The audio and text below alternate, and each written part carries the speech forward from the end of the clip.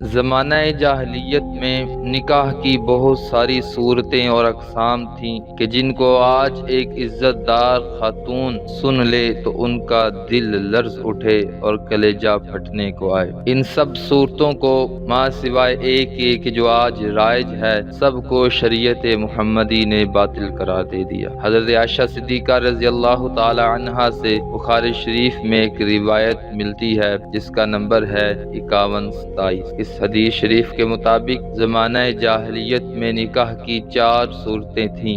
ایک قسم تو یہ تھی کہ جس طرح آج کل لوگ نکاح کرتے ہیں کہ ایک مرد کسی دوسرے مرد کے پاس اس کی لڑکی یا اس کی بیٹی کے نکاح کا پیغام بھیجتا ہے اور اس کا مہر ادا کر کے اس سے نکاح کرتا ہے۔ نکاح جاہلیت کی دوسری صورت یہ تھی کہ جب کسی مرد کی بیوی حیض سے پاک ہو جاتی تو وہ اس سے کہتا کہ تم فلاں مرد کے پاس جاؤ اور اس سے زنا کراؤ۔ خود خاوند اور شوہر اپنی بیوی کو کسی غیر مرد کے پاس بھیجتا اور زنا کرنے کے لیے کہتا، اور اس دوران وہ اپنی بیوی سے بالکل مجامعت نہ کرتا حتیٰ کہ اس دوسرے مرد سے اس کا حمل ظاہر ہو جاتا جس مرد سے اس عورت نے زنا کیا تھا۔ پھر وضع حمل یعنی بچہ جننے کے بعد اگر مرد چاہتا اپنی بیوی سے مجامعت کرتا۔ وہ لوگ یہ نکاح اس لیے کرتے تھے تاکہ ان کا بچہ شریف اور عمدہ مرد سے پیدا ہو،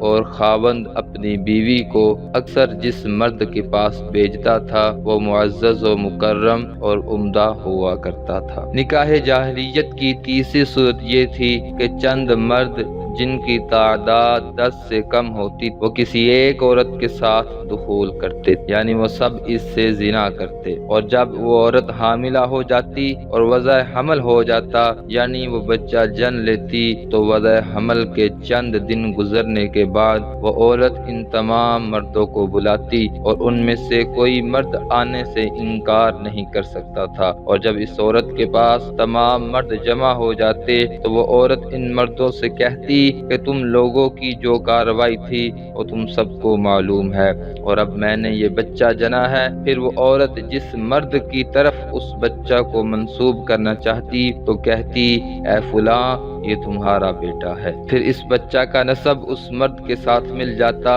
اور وہ مرد اس سے انکار کی جرت نہیں کر سکتا تھا۔ نکاح جاہلیت کی چوتھی صورت یہ تھی کہ بہت سے مرد جمع ہو کر کسی عورت پر داخل ہوتے اور ان مردوں کی تعداد نہیں ہوتی۔ وہ عورت اپنے پاس داخل ہونے والے کسی مرد کو نہیں روکتی تھی۔ یہ عورتیں طوائف ہوتی یعنی قصب زنا کرنے والیاں، اور یہ طوائف اپنی گھروں کے دروازے پر جھنڈے نصب کرتی جو ان کے طوائف ہونے کی علامت ہوتی۔ سو جو مرد بھی چاہتا ان پر داخل ہو جاتا۔ پھر اس قسم کی کوئی ایک عورت حاملہ ہو جاتی اور بچہ جن لیتی تو اس کے پاس آنے والے سب مرد اس کے پاس جمع ہو جاتے اور وہ اپنے لیے کسی قیافہ شناس کو بلاتے۔ قیافہ شناس وہ ہوتا تھا کہ جو نقوش دیکھ کر بچہ اور جن مردوں نے اس عورت کے ساتھ بدکاری کی ہوتی تھی، مباشرت کی ہوتی تھی، وہ نقوش کے ذریعہ دیکھتا تھا کہ یہ بچہ کس مرد کے ساتھ ملتا جلتا ہے، تو لہٰذا پھر وہ قیافہ شناس اس بچہ کے نسب کو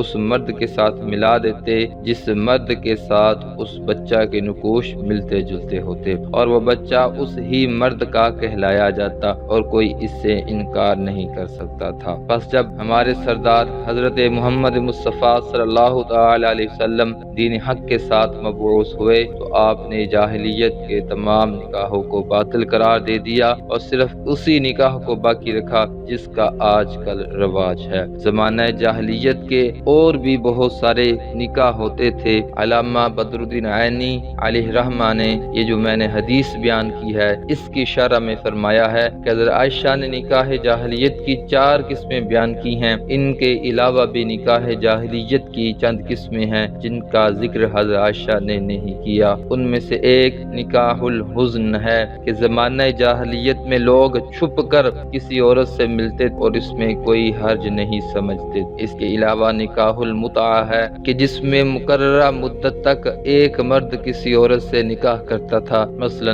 5 دن یا 10 دن یا 15 دن یا جتنا بھی وہ مدت مقرر کرتے تھے کہ اس کے بعد پھر وہ الگ ہو جاتے۔ اس کے علاوہ نکاح کی ایک اور صورت تھی جسے نکاح البدل کہتے تھے کہ ایک شوہر دوسرے شوہر سے اپنی بیوی کو بدل لیتے۔ ایک شوہر اپنی بیوی کو دوسرے مرد کے پاس بھیجتا اور دوسرا مرد اپنی بیوی کو اس پہلے شوہر کے پاس بھیج دیتا تھا۔ اس کے علاوہ گرامی قدر حضرات اور بھی بہت سارے فحاشی اور گندگی پر مبنی زمانہ جاہلیت میں نکاح کے متعلق رسم و رواج تھے جن سب کو شریعت محمدی نے باطل قرار دے دیا۔ گرامی قدر حضرات، امید ہے کہ اب آپ کو اسلام میں عورت کا مقام اور مرتبہ پتہ چل گیا ہوگا اور اس کا احساس ہو گیا ہوگا۔ دعا ہے کہ اللہ تعالی ہمیں رب تعالی کے احکام اور اس کی حکمتوں کو سمجھنے کی توفیق عطا فرمائے اور اس پر عمل پیرا ہونے کی توفیق عطا فرمائے۔ السلام علیکم ورحمۃ اللہ وبرکاتہ۔